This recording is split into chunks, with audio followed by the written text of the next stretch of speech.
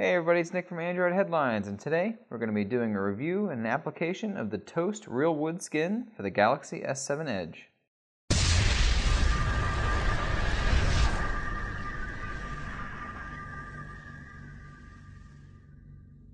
The first thing we're going to do is check out what's in the box here.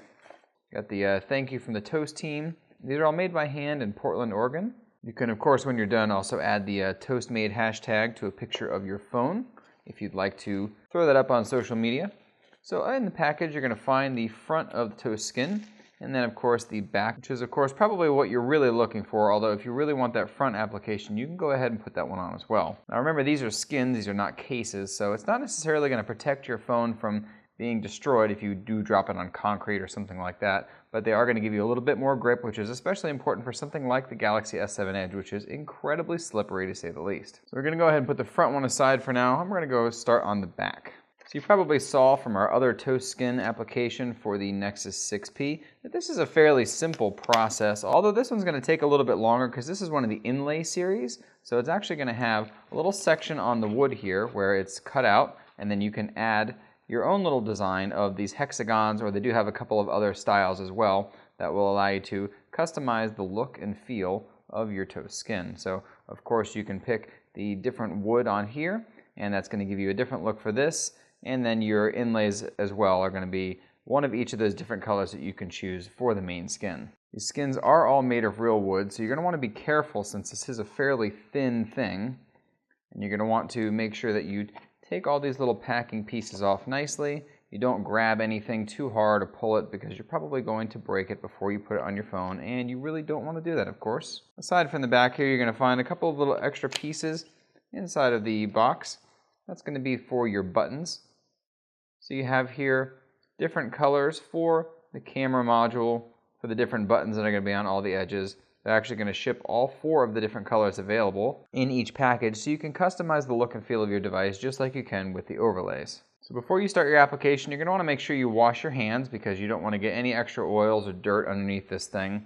You're going to want to keep it as free from smudges and dirt as possible. A microfiber cloth is probably the best way to clean it off anyway. It of course also comes with an alcohol prep pad that you can use to wipe off the surface of the phone. So we're going to go ahead and open that now. And we're just going to wipe down the back of the phone to make sure that any extra grease or dirt or anything like that is going to be off of this thing before we begin to apply the skin itself. So once you wipe this off, you're going to want to make sure it's nice and dry, of course, because otherwise that adhesive is probably not going to stick very well. Then of course, after you use that alcohol prep pad, you're going to want to wipe this one with a clean cloth just to make sure that all the moisture is off of it and you clear off any dust or other residue as we did before. These are just a couple of extra steps that will come in handy and will ensure that the application of your Toast skin is as even and problem-free as possible. So first things first, we're of course going to start off with the largest piece. That's going to be the skin itself here. So you're going to want to make sure you line this up, get a good look at what that's going to look like on the device itself. And then what we're going to do is we're going to actually peel off the back. So you're going to want to start on the corners. We'll go ahead and start on the top here where the camera module is. These little circles are designed to help make taking the skin off a little bit easier when you are ready to change it out for something else. Now of course, with this skin on, or really any skin for that matter, it's not going to fit quite right into most cases that are made. So you do need to keep in mind that once you apply this skin, you're probably not going to be able to fit it into any of your cases. Again, you're going to want to do this very slowly because these edges will come off if you're too aggressive. These dots are really interesting. This is actually something new that I did not see on the Nexus 6P case, and it's something that will hopefully make it much easier to remove because I had a bit of a difficult time taking it off the Nexus 6P after a couple of months.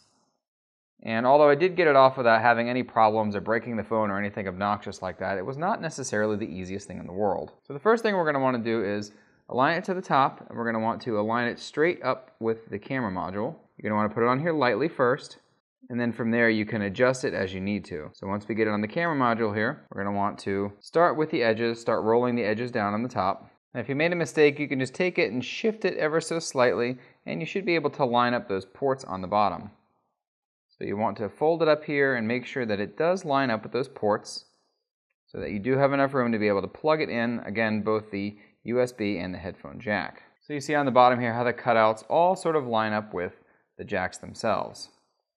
Now then on the top, you're also going to want to make sure that it lines up with the micro SD card and SIM card combination slot on the top here so that you do have a flush fit, and you will be able to get that slot out of there if you do in fact need to remove the micro SD card or the SIM card. Once you're done with that, you can start pushing up the sides here. Just do them one by one to make sure that everything is flush and that we don't make a mistake. And we'll just make sure that we get all the sides rolled up here so that it fits on here just properly. Now, once you're all done with those things, you can actually take the phone on the side and we're going to roll it up like this.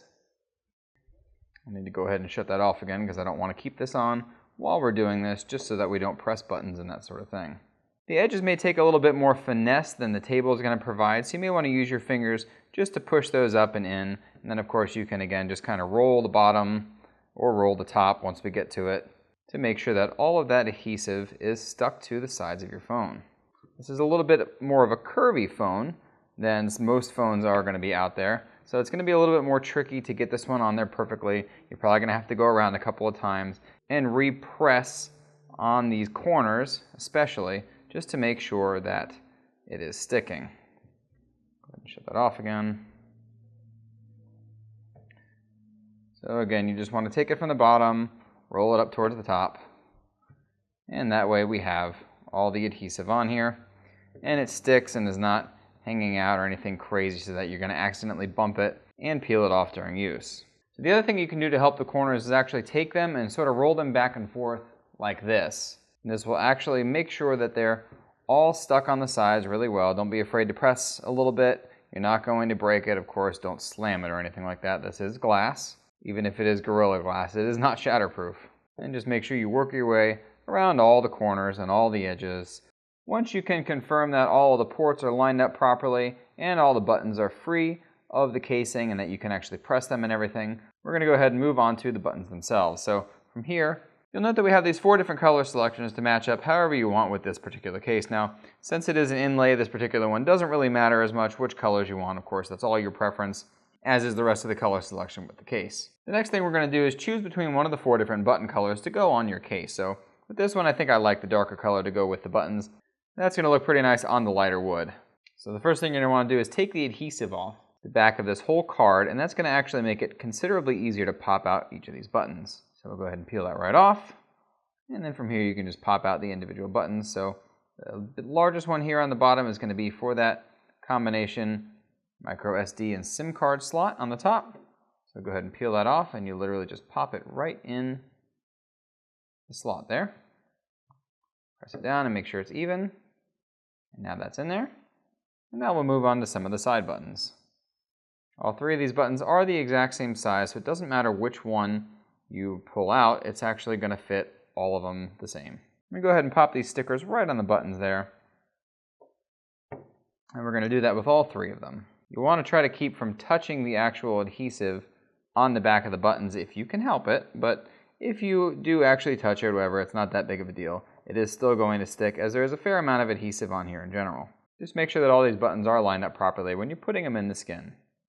And then from here you can either choose to pop one of these things onto your camera sensor, or you can leave it free if you would rather rock it that way. I'm going to go ahead and put the inlay in here just so we can see what everything looks like. So because this actually has a ring around the camera lens itself, it's not going to fit completely in there, so you are going to have gaps around all 4 of the sides of this rounded square. And you're going to want to nudge this one around a little bit just to make sure that it's center and looks good with the rest of the case.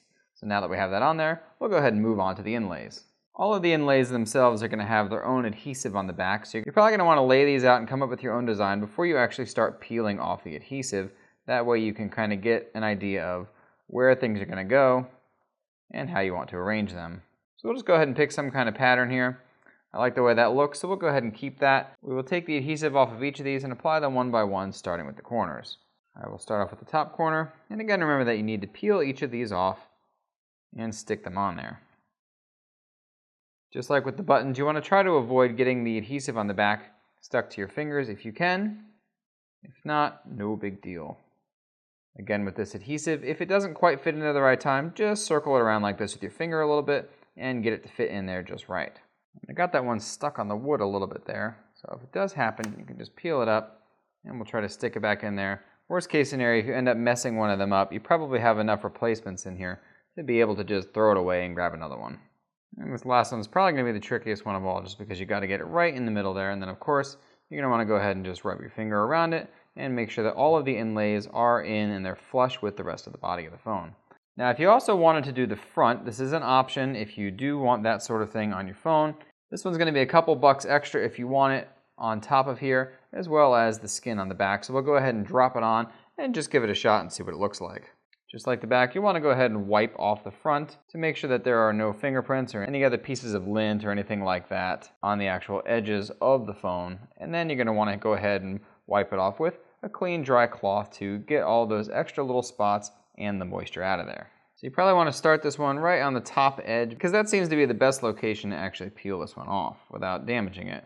Now there are a few little corners on here that you need to be careful of. It's not quite as fragile as the one on the back as far as the corners go, but these edges are very thin thanks to the design of the Galaxy S7 Edge. So of course, you do want to exercise some caution when peeling that off. Now what you want to do here is, you're going to want to place it on here first, probably line it up with the home button, and then of course, move your way up to the top. And as usual, if you get it a little off balance, you can just nudge it a little bit, and you'll be able to line it up just right. So if you're having an issue with these buttons in particular, you may want to turn it on and press the home button so that it does light them up. But as long as you line up the outside of the home button as well as the sensors on top, you shouldn't have any issue as far as that goes. Now once you get it on there, you can just go ahead and press it down on the edges and move your fingers smoothly along here just to make sure that all the adhesive is together and that it sticks nicely. Like before, you're going to want to take it and probably just push it a little bit on the edges like this, go from the front to the back, and just make sure that that adhesive is stuck on there properly and fully. And we'll go side to side and just kind of rock it and let it do its thing.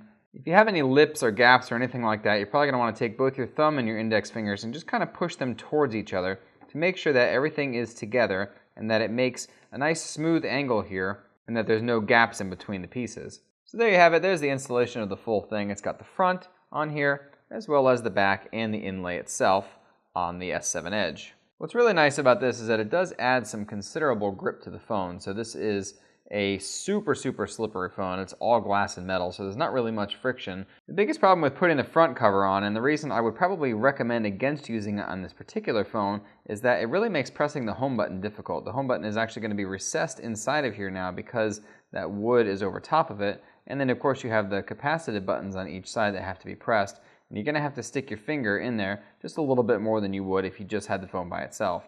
On the positive though, of course, this means that it's not resting flat on the glass if you end up putting it on the table like that or something. That way, it at least gives you some sort of protection in case you drop it or something, although you probably are not guaranteed to keep the glass from breaking if you do drop it. So if you are using the edge features and you want to put it on the table like this, the nice thing is that, again, it's not resting on that front glass, but you still have the edge display on the side here to be able to see those edge features like the edge collar and the different color things that Samsung has built into here for the edge device. In addition to that, this actually does not cover the edge. It comes right up to the end of the metal, so it's not going to cover the glass on your edge, and it is still going to make it fairly smooth, although you can feel that wooden lip there, so it's not as smooth as the glass would be. The other nice thing about having the front part on here is that it does create a consistent pattern and look across the whole device. So instead of just having the back look like wood, the entire sides and the front do as well. Now of course the sides are part of the back, not the front piece. The toast skin on the Galaxy S7 Edge actually still retains that metal click on the buttons, although it is slightly more squishy than the original feel the buttons are without the skin on it. I think the biggest difference here is not just the look of it, which is really nice looking, but it's the fact that it really gives this thing a lot of grip without having a much bigger case on it. This makes the phone much more manageable in your hand than a case might be, because it doesn't add that extra bulk that a case would. As well as, of course, if you have this front piece off, it doesn't block the edge here, which, at least for me in this phone, is a particularly important thing not to block. You also find, of course, that since it does wrap around the edges, again, it does provide some more protection, but not as much protection as an actual case would. So this is somewhere in between not having a case on it at all and having one, in both, of course, the sense of protection and bulk itself. As you can completely customize the colors based on any of these four that you're going to find here on the back, Toast in general really makes a beautiful product that holds up for many months.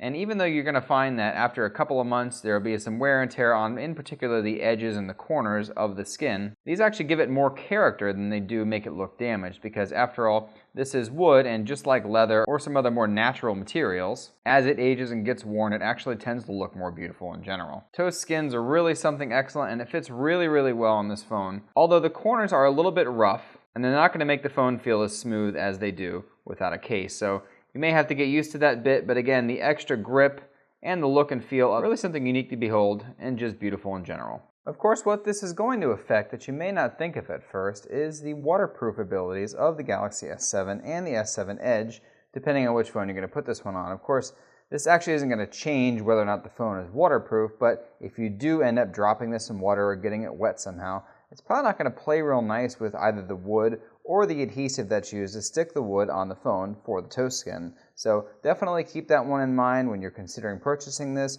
or applying it to your phone.